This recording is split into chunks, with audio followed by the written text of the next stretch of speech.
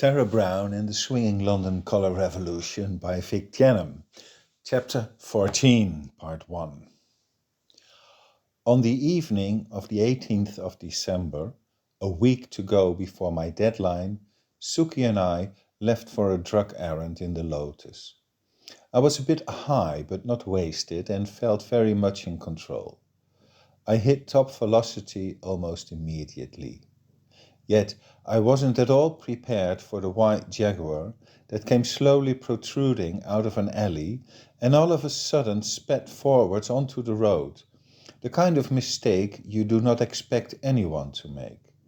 It forced me to swerve to the right, and then there was a truck parked on the side of the road, though not very tight, more like a yard from the curb, forcing me to go fully left again.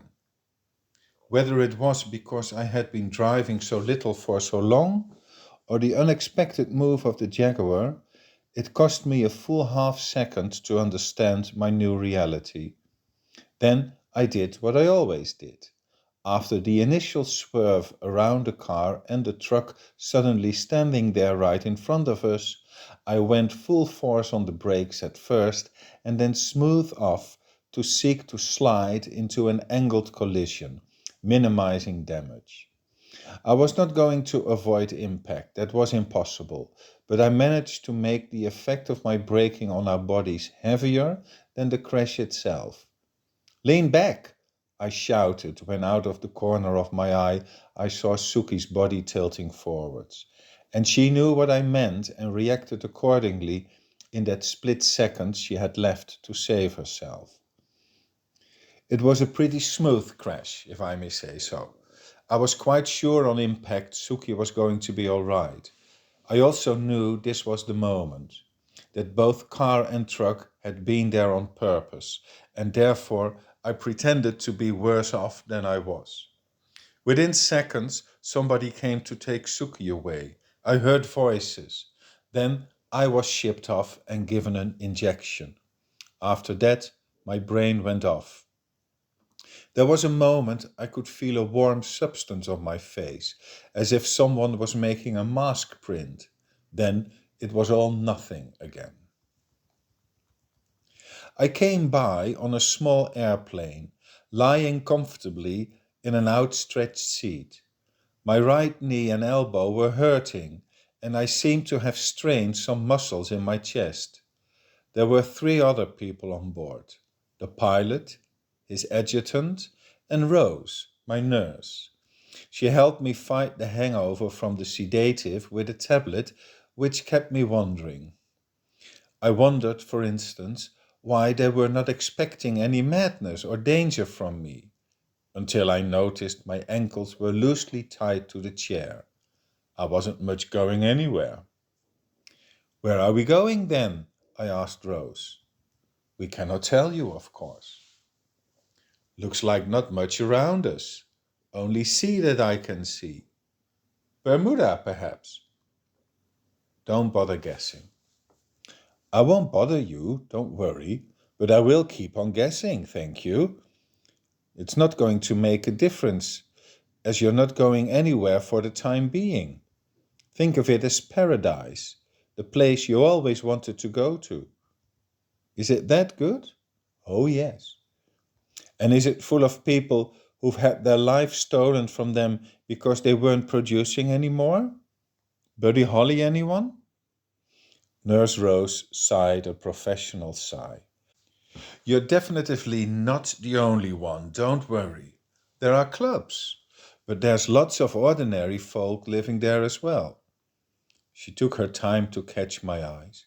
"The only requirement is not being recognized. You can't be. Change your hair, change your style, change your rap. Become a new you." I liked my old me. Rose wasn't in for the fun. "That doesn't cut it," she snapped. "We have home service, though. We'll send you a multi-talented stylist to get you on par." "Would that be girl or gay?" "Girl. Woman." "Understood. Strictly legal." "Yes, please." "You're funny." "I don't care what other people do. I have my manners." My nurse laughed. You are the better for it, sir. It's just that we get so many requests. Then it was time for landing. I had to sit straight like an ordinary passenger. My nurse joined me and continued talking. We are making a stop in a former British colony, just to stock up on food and kerosene. We will be staying on board and not showing ourselves. Very few people will have heard of the unknown plane. So if I want out, I should just make a run for it here. Nurse Rose smirked. I was told you had personal experience with how fast we usually react. That must have been a mistake. In fact, I do. Then don't get it into your head. The country only got recently liberated and is still functional. From the speed at which the sun set, I concluded that we were close to the equator. We have been going south mostly, haven't we? This is some West African country, right? Nigeria or the Gambia. Nigeria has been free for 6 years now. They are on the cusp of civil war. The Gambia, then. Where to go from here? Further south, to some old Boer country in the Cape? Or eastwards to Kenya or Tanzania? Of course, why not west? A bit far to fly there directly, so we're probably not talking Bermuda here. More like Brazil or the Caribbean. Lots of tax-free havens down there, no? You have a keen sense of the Earth's map, young man. We do tend to like that, stated Rose. Yet, please keep your thoughts to yourself. I'm not allowed to answer, and I won't, so do not tease me. And why wouldn't I tease you? I grabbed her offer with both hands. Because I'm too old to enjoy it, Nurse Rose said. It will only make me angry, and you wouldn't want to have me angry. You're not my first passenger who think they're smart. I'm sure about that. I kept my calm, and then we flew off westerly and landed on an island somewhere in the Caribbean. The way the pilot approached the isle made it impossible to orient myself on neighboring coastlines. Take it easy down there, Rose said before touching ground. It's not an easy place to be. You can have everything you want all the time, but it's going to kill you. So check it out first. Learn to play. Within minutes of landing, it was clear that whatever was going to happen here to me was meant to make me feel better. There was no haste. Everything was being paid for. I would own nothing, Kumi, my beautiful private newbie instructor and estate agent said, and be happy anyway. I remember I wasn't at all convinced that owning nothing was going to make me happy other than in a teenager kind of way. You could say I was skeptical to the whole idea of locking people up in wealth after you have used them. At the same time, I knew nobody was interested in my opinion. I felt lonely even before I had met anyone. Kumi tried to make life easy for me. She had been waiting for me on the tarmac and took me in her tiny Japanese car over meandering roads past brick and wooden houses and tropical vegetation to a small but comfortable villa with a nice garden around it. Kumi immediately arranged for a hairdresser who cut my hair and dyed it black, then suggested I grew a beard. I'm afraid I haven't got much growth on my cheeks, I said, but I can try a moustache. Kumi said, the most important thing is behavior. Walk differently, adapt to the local style, and pick up the accent. In 3 weeks' time, not even your own mother would recognize you. I wasn't going to argue that last remark, as I appreciated the simplicity of the idea. I also adopted a new name, which I can't mention here, but let's pretend it was Doug. I had opted for John initially because it was both Irish and international, But of course, there were already too many Johns on the island, so I had to settle for a less common one. For the next 3 years, I would rarely leave my compound, having just enough space not to go crazy and my every wish fulfilled. With Kumi, I had a healthy and meaningful relationship. Meanwhile, I was following the adventures of my old friends from afar. 1967 was the year acid went mainstream. Every city all over the US and Europe had their summer of love, and even little old Amsterdam was vying for the title of Magic Center. The Stones had a great album with Between the Buttons and a ridiculous Sergeant Pepper pastiche with Their Satanic Majesty's Request. Sergeant Pepper itself sounded definitely like an album Paul could never have made. In all honesty, it was too moody and would have been too difficult for him. No doubt the new Paul was exerting his influence. All in all, you had to say the Beatles were ahead of their rivals at this moment. Sergeant Pepper also carried the song that kept my name relevant because it made people talk about me again after the shock of my departure had been waning for a while now. A Day in the Life could indeed be interpreted as an allusion to me, and the fact so many people did made my name sing around again, perhaps even more than before. Paul once said, being famous means you're in people's thoughts a lot of the time. You get talked about and yelled at. That's about it. Of course, you will have to come up with the goods every now and again to keep the deal floating. Since a day had details wrong which could have easily been verified, I took my death for merely an inspiration. The song was not an intent to say something about Tara Brown. It was a great piece of music, though, which I felt proud to be posthumously connected with.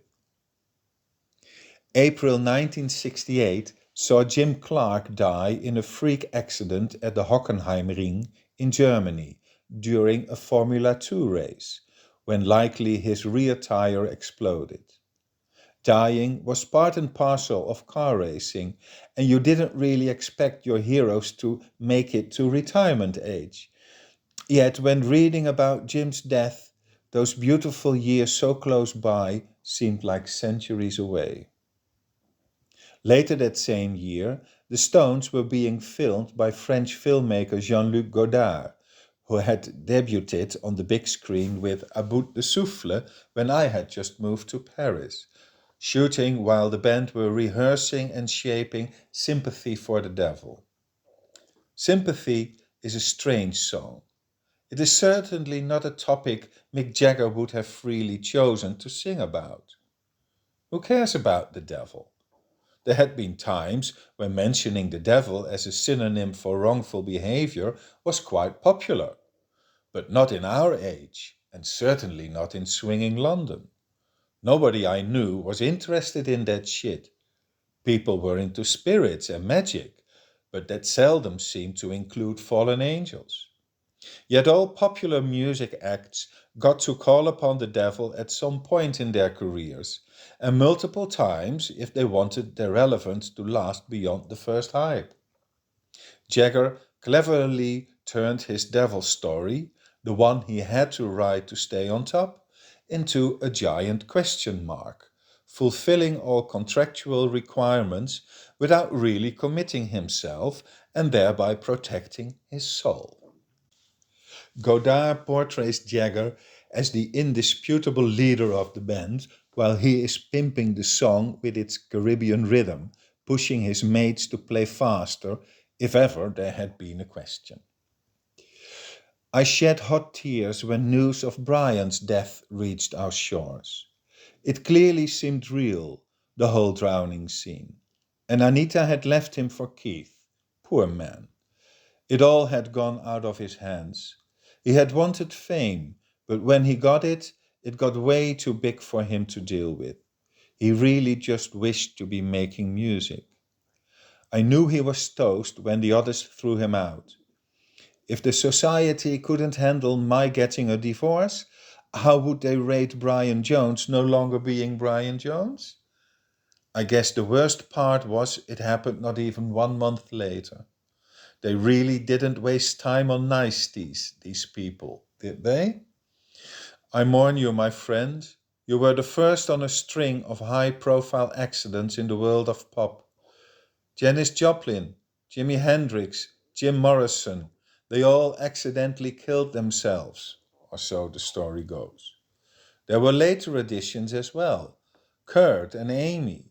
There were hordes suddenly dying at 50. Michael, Whitney, and George come to mind. None of my own musical heroes made it very long. The only survivors were Ringo and Paul, and Mick and Keith. While Paul most likely was the real Paul, the one we called Fall, Ringo looked like he was a clone of the original Ringo created only recently.